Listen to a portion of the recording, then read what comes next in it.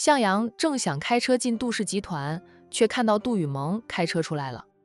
杜雨萌认出向阳的车子后，也停了车。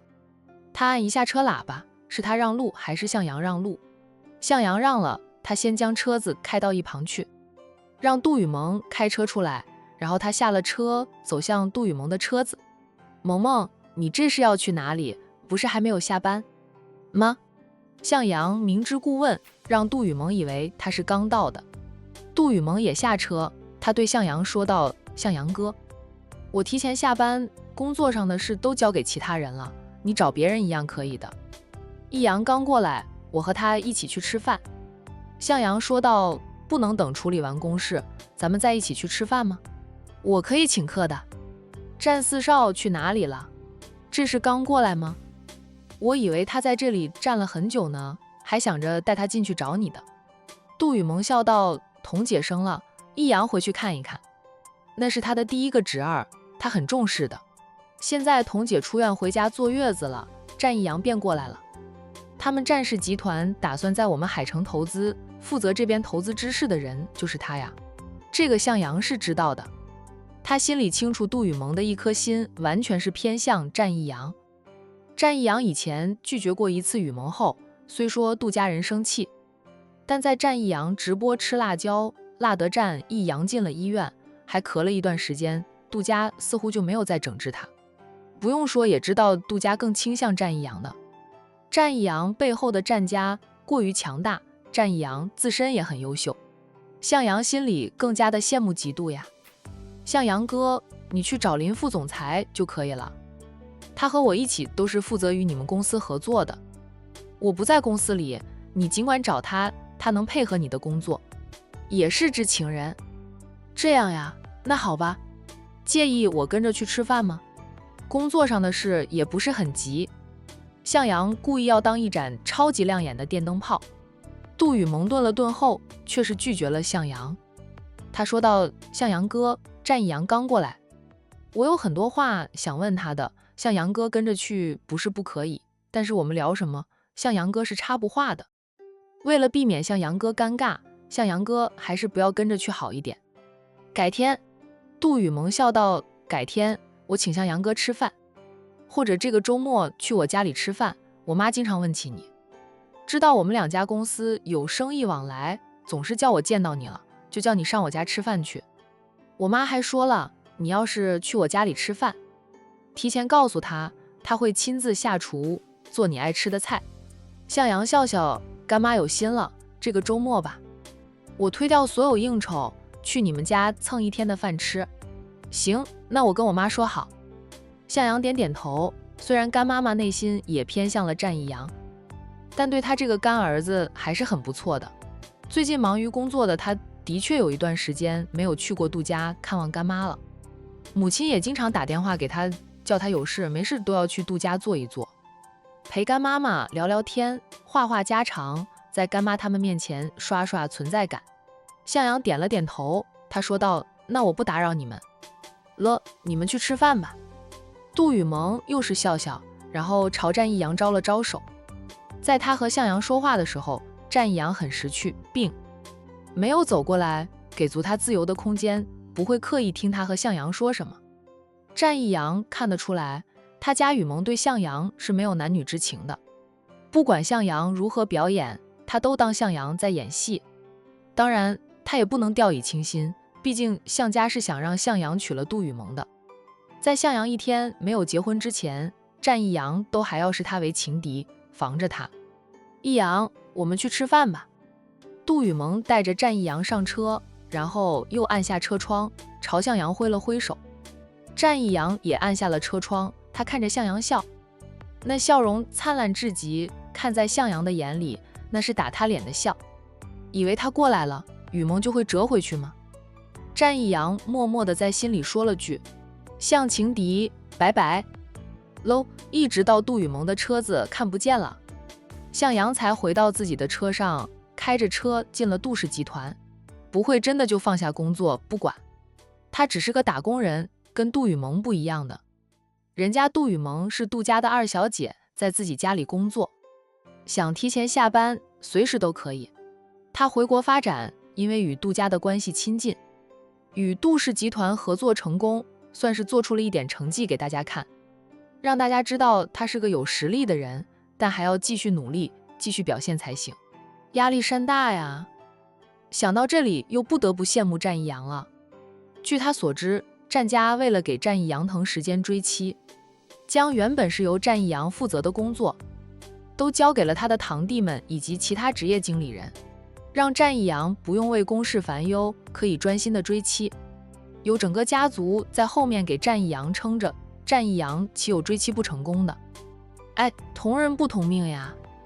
战氏集团在海城进行投资，让战一阳负责此事，也都是战家为了让战一阳能配得上杜雨萌，让杜家人看到战一阳的优秀，也是让战一阳可以长期留在海城这边。战家呀，只有战印是不外调的，他是当家人呀，需要在战氏集团里坐镇，以前倒是经常要出差，结婚后他就减少了出差的次数，目的是为了陪伴妻子。其他几位少爷们经常会被外调，可以说哪里需要他们，他们就去哪里。000，向阳的手机响了，他停好了车才接听电话，是他母亲向太太打过来的岳阳电话。妈，在忙吗？方便听电话吗？我来了杜氏集团，刚进公司，还没有下车。那怎么了？向阳关心地问。你去了杜氏集团呀？是找萌萌吗？让我和她视频可以吗？我挺想萌萌的。向阳说道。雨萌出去了，战一阳过来了。他和战一阳出去吃饭，开开心心的，他是真的很喜欢战一阳。电话那边的向太太沉默了片刻后再开口，已经没有了刚开始的开心。他问，你和萌萌真的没有机会吗？我和你干妈是好闺蜜，几十年的交情了，你是她看着长大的，雨萌也是我看着长大的，我们两家人那么熟悉，你要是娶了雨萌，那是皆大欢喜，对你事业也很有帮助。向太太是知道儿子回国上班后，因为与杜家的关系，与杜氏集团合作了。杜氏集团在海城那是数一数二的大集团，能与杜氏集团合作，他儿子的成绩就做出来了，比与很多小公司合作更有前途。向阳有点无奈的道，妈，不是我想娶就能娶的，雨萌根本就不爱我，他只把我当成哥哥来看待。不要说雨萌了，就是我干妈，他也不是非要我和雨萌结婚不可的。战一阳很优秀，他更适合雨萌。战家的家风出了名的好，杜家人又不傻，妈知道替我考虑，替我着想，难道我干妈就不知道为雨萌考虑，不知道替雨萌着想吗？我只是干妈的干儿子，雨萌却是她的亲生女儿。干儿子和亲生女儿，谁都知道会选择自己的亲生女儿。雨萌她喜欢的是战一阳，妈，我和雨萌的事你不要再提，那是不可能的事，你提的多了，只会让我干妈难做，还会影响到妈和干妈的感情。你和我另一个干妈的关系已经破裂了，难道你还想我这个干妈吗？在关系破裂吗？向太太被儿子反驳的说不出话来，最后她叹口气，既然你没有机会了，那妈也不能说什么，妈又没有在国内，帮不到你，就算妈回来了也帮不到我，妈还是不要回来的好，我怕你回来反复在我干妈面前说，惹我干妈不喜，也让杜家人不喜欢，杜家可不是我干妈说了算的，真正当家的那是杜家的大房，杜家几房人还算团结，干妈也不可能为了他们就和其他几房人闹翻。妈，阿燕家里咱们家能帮就帮一把吧，撇开我爱阿燕这一点不说，你和阿燕的妈妈也曾经是几十年的老闺蜜，难道你们一点友情都没有了吗？她家里也不是真的无可救药，只要帮他们熬过来，还是可以起来的。到时候由阿燕接管她家的公司，相信能带领着她家的公司走得更远，重回辉煌。妈，我爱阿燕，我也和她表白了。离开她这段时间，我想得很清楚了，我爱她，真的爱她，过去对她那么好，那都是因为我爱她。我并不是把她当成哥们，也不是视为红颜知己，是真的爱他，因为爱他才会对他好，包容他的一切，想尽办法帮助他家里渡过难关。杜氏集团在海外的公司也伸出了援手，为什么我们就不能帮他加一把？妈，不管你们同不同意，我这辈子都只爱阿燕一人，只会娶她一个。若是爸妈强硬反对，那我就一辈子不娶了。阿燕也没有开始新的恋情，她对他的感情一深如海，两个人都在心里做好了心理准备。若是不能让双方长辈同意，那他们不结婚，一辈子就这样。向太太在电话里又是一阵沉默，沉默了好一会儿了，她才叹着气说道：相较于雨萌，妈是更熟悉阿燕的，我们两家随便你吧。那是你的婚姻大事，以后要过日子的人也是你。你既然坚定的选择和阿燕在一起，那妈不管了，帮不帮他家里，妈做不了主，妈只是个全职太太，不管生意上的事，得看你爸的意思。我跟爸说。母亲松了口，向阳很开心，表示父亲那里他去说，父亲那个老狐狸肯定知道了杜氏集团在帮着阿燕家里的了。有杜氏集团帮助，阿燕家里不会破产负债的。善于见风使舵的父亲绝对会在这个时候伸出援手，免得后面连说话的机会都没有。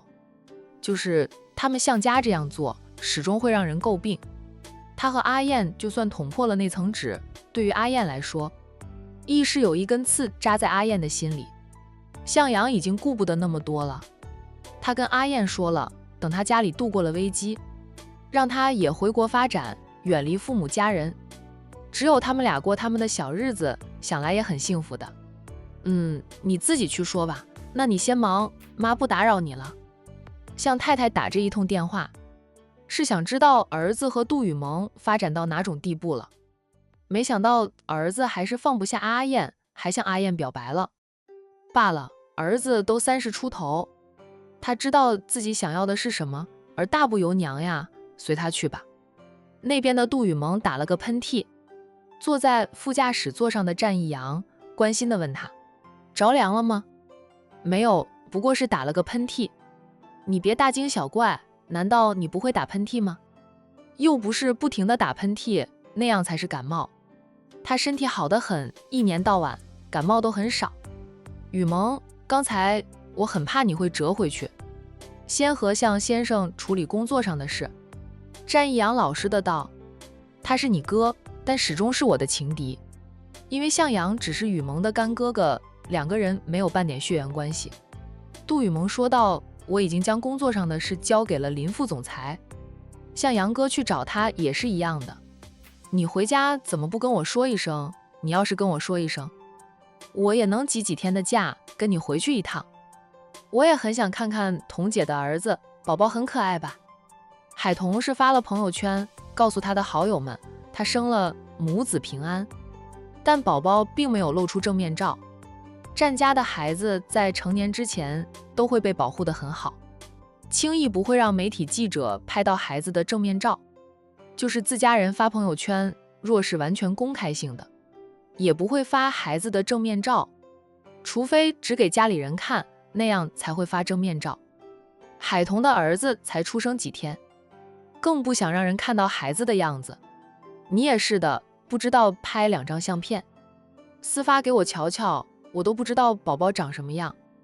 战一阳，对不起，是我忽略了这件事，我没有想过拍照，大家都很想抱宝宝，等我抱到手时还没有来得及好好的看看呢，就被其他兄弟抱过去了，我就顾着抢侄儿子，都没有拍到照片。